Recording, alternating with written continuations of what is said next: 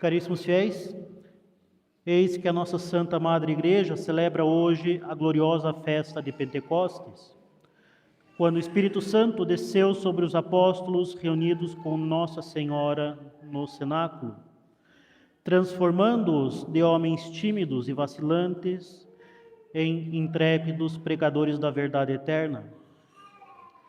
Nas palavras do Evangelho de São João que nós acabamos de ouvir, nosso Senhor Jesus Cristo nos ensina: se alguém me ama, guardará a minha palavra e meu Pai o amará.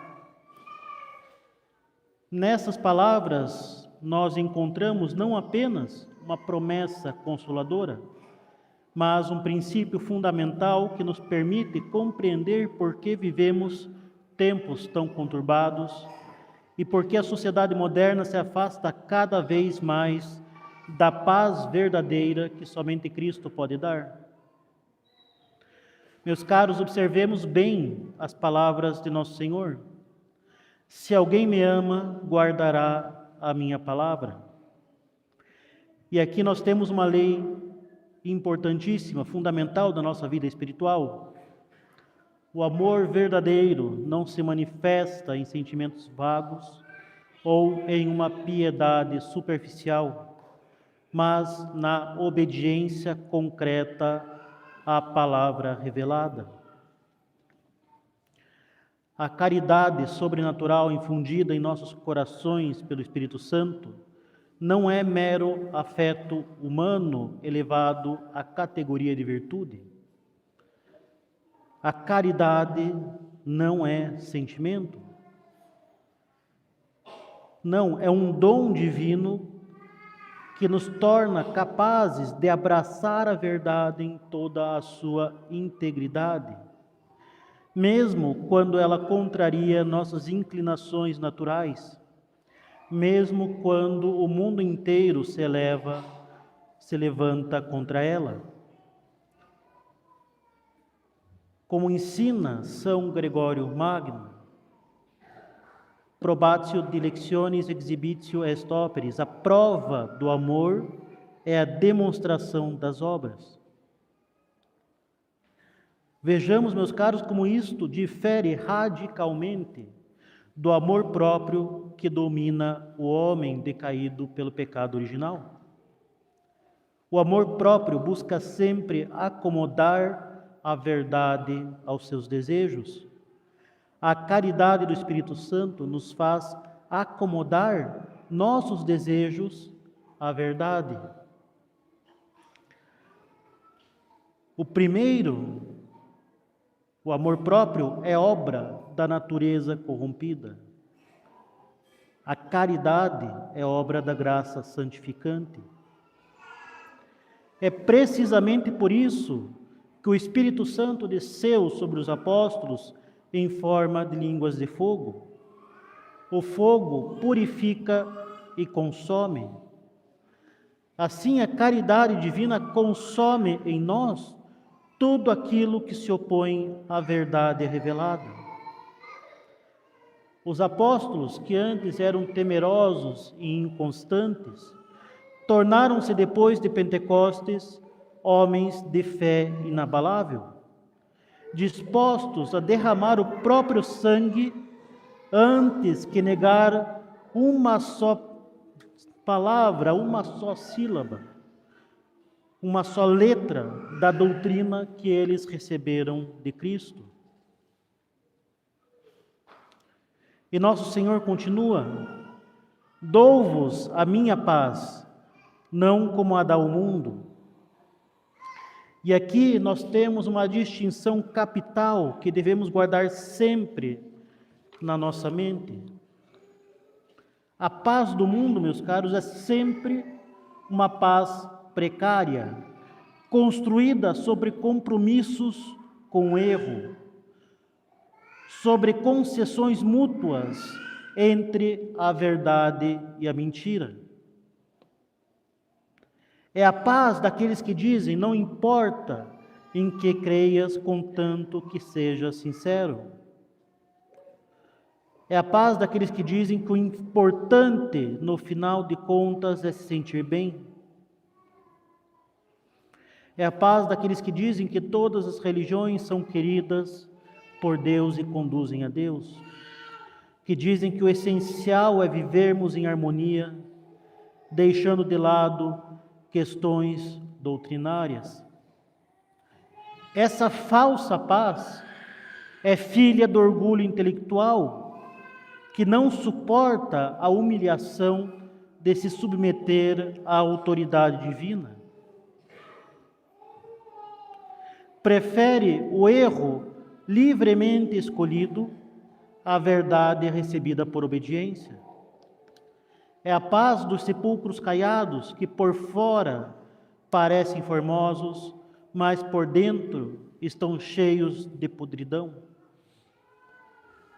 A paz de Cristo, meus caros, ao contrário, nasce da conformidade perfeita com a vontade de Deus manifestada em sua palavra revelada. É a paz daqueles que podem dizer com o salmista: muita paz têm os que amam a vossa lei, e não há escândalo para eles. É a paz que permanece intacta, mesmo no meio das perseguições, porque está fundada não sobre a areia da opinião humana, mas sobre a rocha inabalável da verdade eterna. Como proclama o Papa Pio IX, a paz e segurança verdadeiras não devem ser separadas de outra fonte, senão de Cristo. E o Papa Leão XIII completa: a paz é a tranquilidade da ordem, mas a ordem não pode existir sem religião. De fato, meus caros, a paz não pode existir sem a ordenação das criaturas ao Criador. Mas de onde vem, meus caros, essa resistência sistemática à verdade revelada que caracteriza o nosso tempo?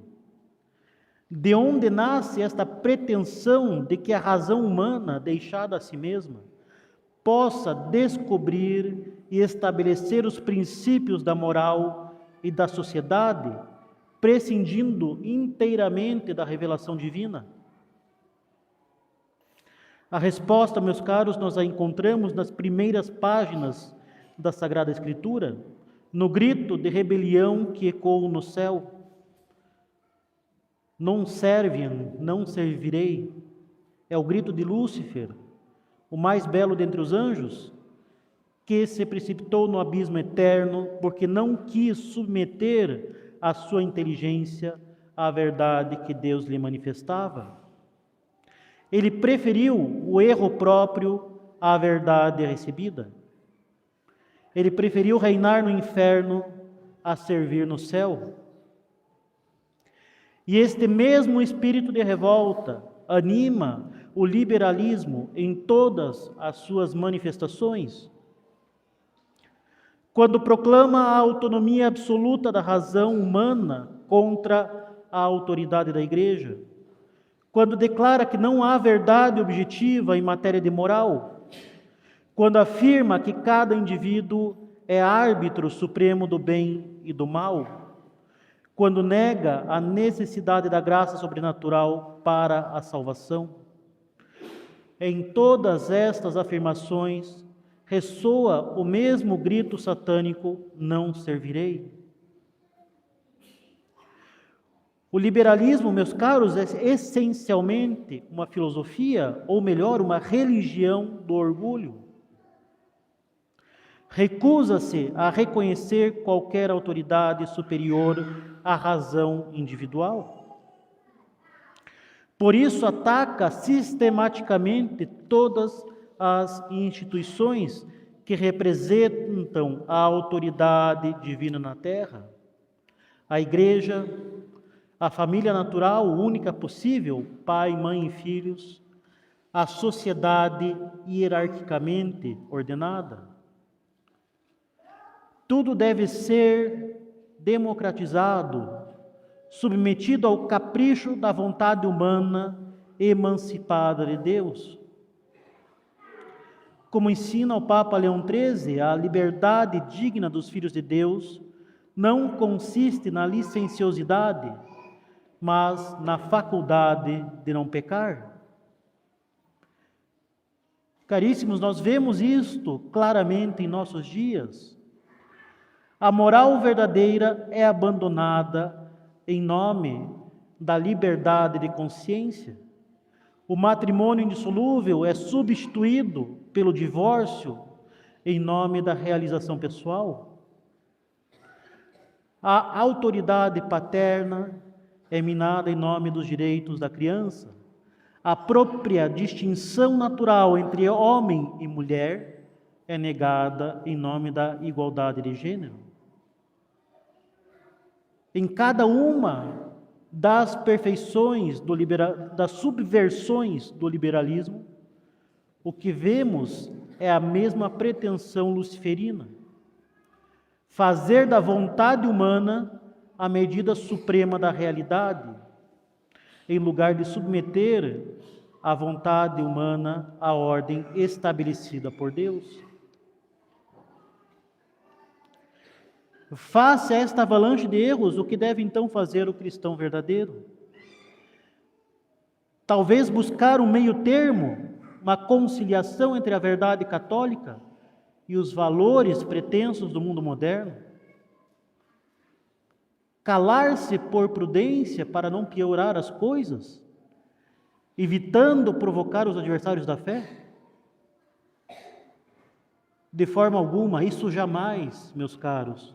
O Espírito Santo não desceu sobre os apóstolos para fazê-los diplomatas hábeis, políticos sagazes ou então conciliadores prudentes.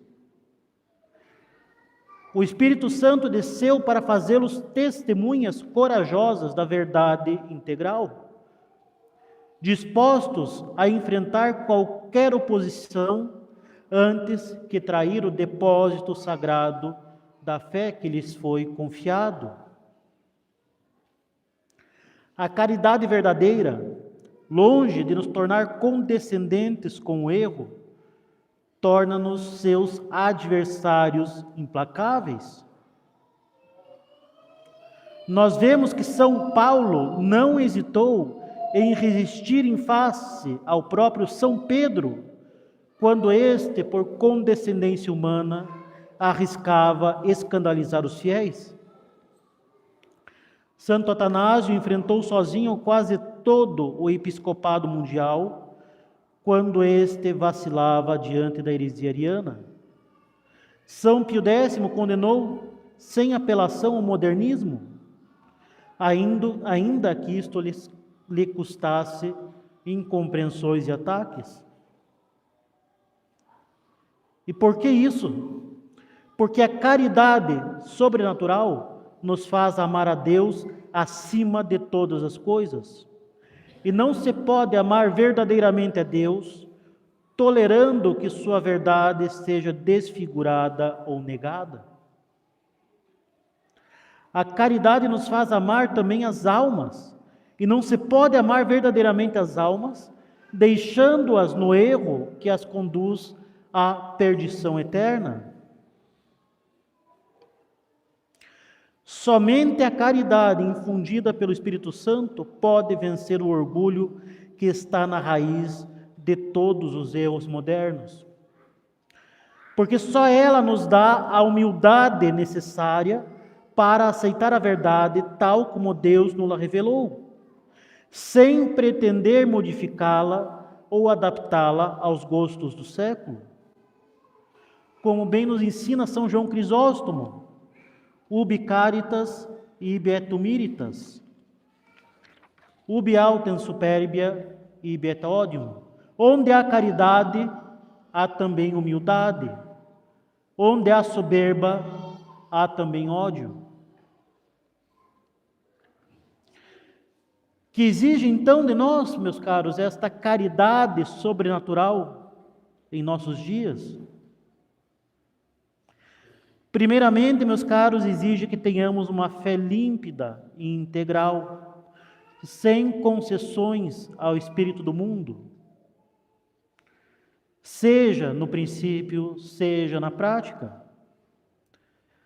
Afinal, não podemos ser católicos pela metade, aceitando os dogmas que nos agradam e rejeitando ou silenciando aqueles que contrariam as modas do tempo, supostamente aceitando a verdade no princípio, mas tendo uma prudência humana que nos faz calar, que nos faz fazer concessões, que nos faz negociar com o mundo e o seu príncipe.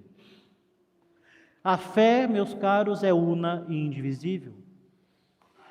Ou a aceitamos integralmente, ou não a possuímos verdadeiramente. Ou a praticamos, ou então, no fim das contas, nós a negamos. Em segundo lugar, a caridade exige que vivamos segundo os princípios católicos em absolutamente todos os aspectos da nossa existência. Nós não podemos separar a vida privada da vida pública.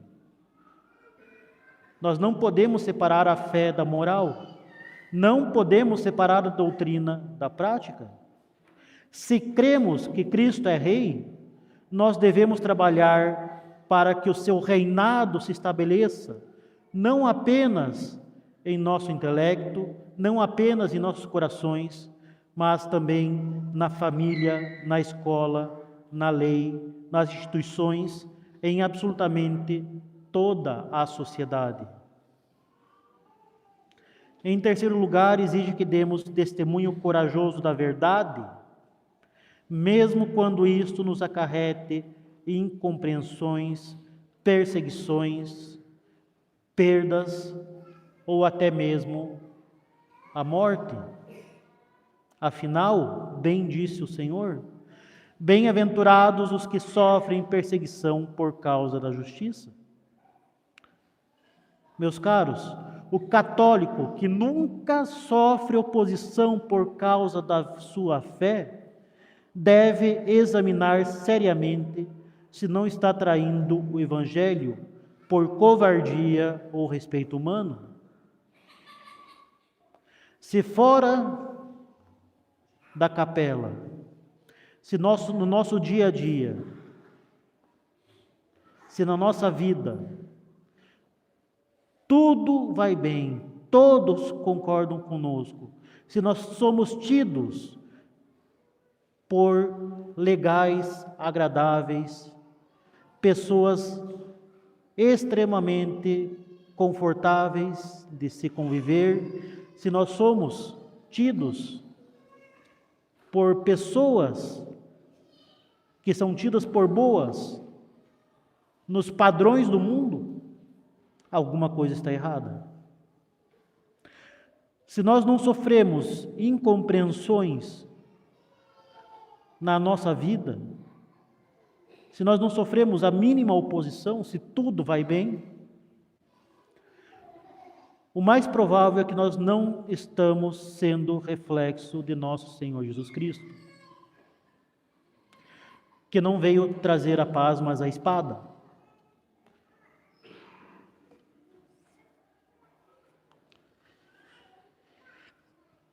E contra os falsos princípios de nosso tempo, nós devemos proclamar, com o Papa Gregório XVI, a absurdíssima e errônea sentença, ou antes delírio, que se deve assegurar e reivindicar a liberdade de consciência para todos.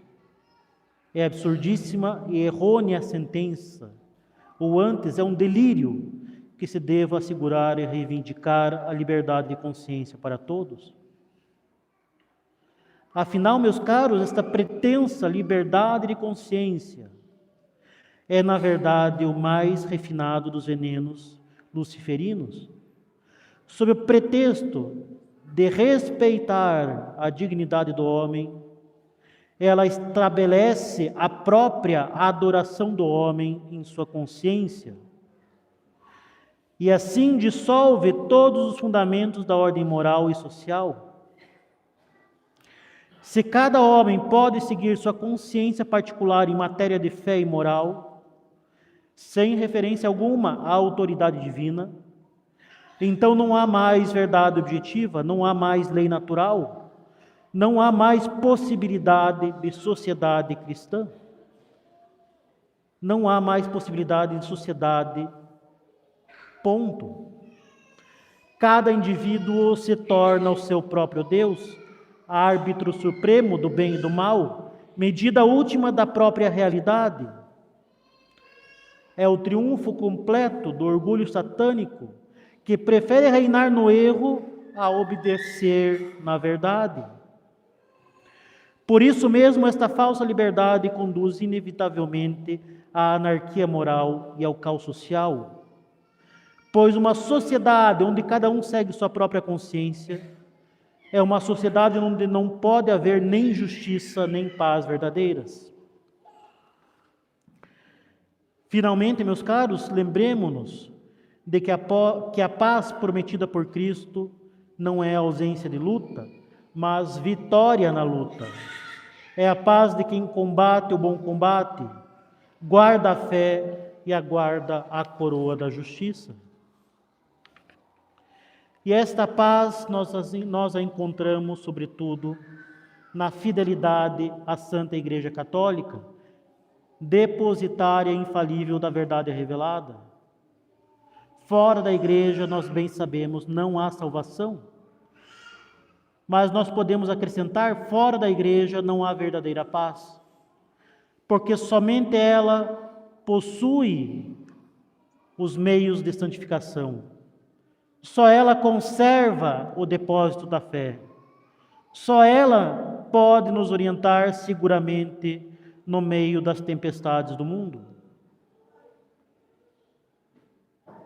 Apeguemo-nos então com amor filial à Santa Romana Igreja, não a suposta Igreja dos homens, que cultua o homem em um orgulho liberal, sujeita a todas as fraquezas humanas, mas a única e verdadeira Igreja de Cristo, una, santa, católica e apostólica, contra a qual as portas do inferno jamais prevalecerão. Que o Divino Espírito Santo, então, meus caros, inflame cada vez mais em nossos corações esta caridade sobrenatural, que nos faz amar a verdade acima de todas as coisas, que nos faz testemunhá-la com coragem em meio às contradições do mundo, e que nos faz encontrar nela a verdadeira paz que Cristo nos prometeu. Louvado seja nosso Senhor Jesus Cristo. Em nome do Pai, do Filho e do Espírito Santo. Amém.